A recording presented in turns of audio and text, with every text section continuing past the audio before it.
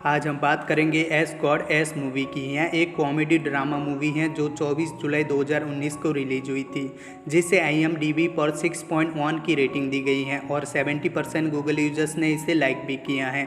Movie की कहानी based है एक टीनेज लड़की एलिस पर, जो जवानी के दहलीज पर कदम रख चुकी है, पर उसके स्कूल का स्ट्रिक्ट रूल उसे कोई भी गलत काम करने से रोक देता है।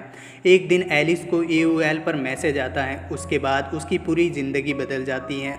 वो मैसेज क्या है और उस मैसेज का एलिस पर क्या इफ़ेक्ट पड़ता है, ये सब जानने के लिए बने रहिए वीडियो के अंत तक। अगर आप हमारे चैनल पर नए हैं तो चैनल को सब्सक्राइब करना बिल्कुल मत भूलना।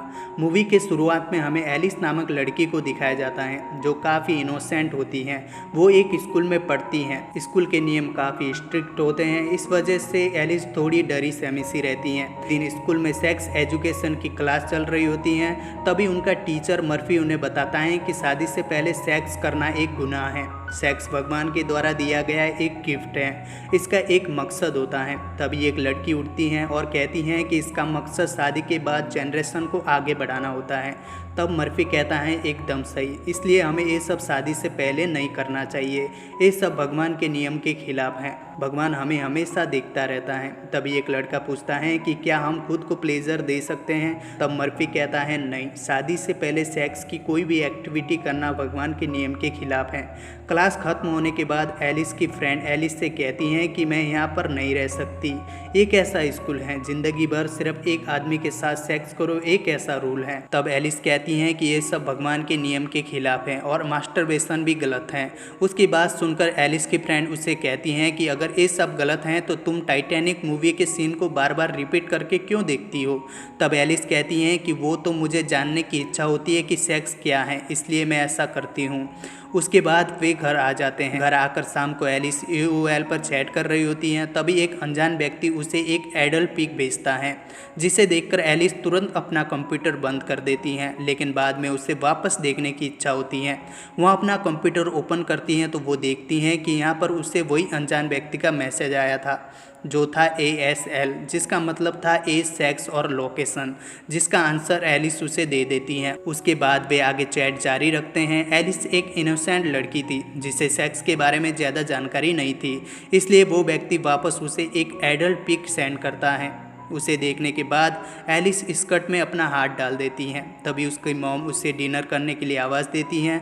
वहाँ तुरंत चैट बंद करती हैं और नीचे चली जाती हैं। अगले दिन एलिस अपनी फ्रेंड के साथ बैठी होती हैं, तभी उनके पास एक लड़की आती है और कहती हैं कि एलिस ने लास्ट वीक वेट की पार्टी में उसको लीक किया था, जो सिर्फ एक अफवाह होती हैं और इस बात में बिल्कुल भी सच्चाई नहीं होती।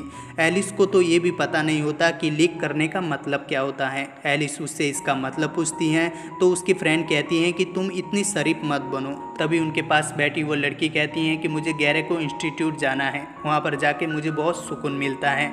एलिस की फ्रेंड भी वहाँ पर जाने की बात करती हैं, लेकिन एलिस इस बात पर कुछ भी नहीं बोलती। वे अगले दिन टूर पर जाते हैं तो एलिस की फ्रेंड एलिस को क्रिस को देखने के लिए कहती है। वह कहती हैं कि क्रिस कितना हॉट है, जिसके बाद एलिस उसे देखती रहती हैं। उसके बाद एलिस के ग्रुप की लीडर नीना उसका वॉच और मोबाइल मांगती हैं, क्योंकि वॉच और मोबाइल रखना ट्रिप के रूल के खिलाफ था। एलिस वॉच तो दे देती हैं, लेकिन अपना मोबाइल नहीं देती। वहाँ पर उनका टीचर उन्हें कहता है कि हमें भगवान से अपना रिलेशनशिप अच्छा बनाना चाहिए। उसके बाद वहाँ सबको एक फॉर्म देता है जिसमें उन्हें अपनी फीलिंग भरनी होती है। उस रात एलिस अपना मोबाइल वाइब्रेटर मोड पर रखकर उसे अपनी टांगों के बीच में रख देती हैं, जिससे उसे प्लेजर फील होता है।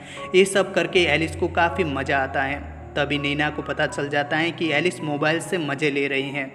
उसके बाद नीना जाकर टीचर से उसकी शिकायत कर देती हैं।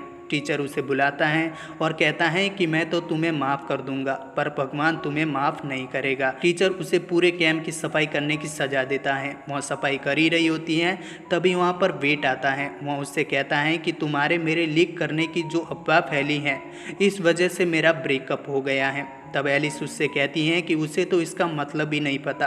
उसके कुछ समय बाद एलिस नीना को देखती हैं, जो काफ़ी सीधी बनती थी। वहाँ एक लड़के को ब्लोजॉब दे रही हैं। ये बात जाकर वहाँ अपनी फ्रेंड को बता देती हैं, लेकिन उसकी फ्रेंड उसकी बातों पर यकीन ही नहीं करती। वहाँ देखती हैं कि टीचर मर्फी कंप्यूटर पर एक एडल्ट फिल्म देख रहा है और साथ में मस्टरबेट भी कर रहा है।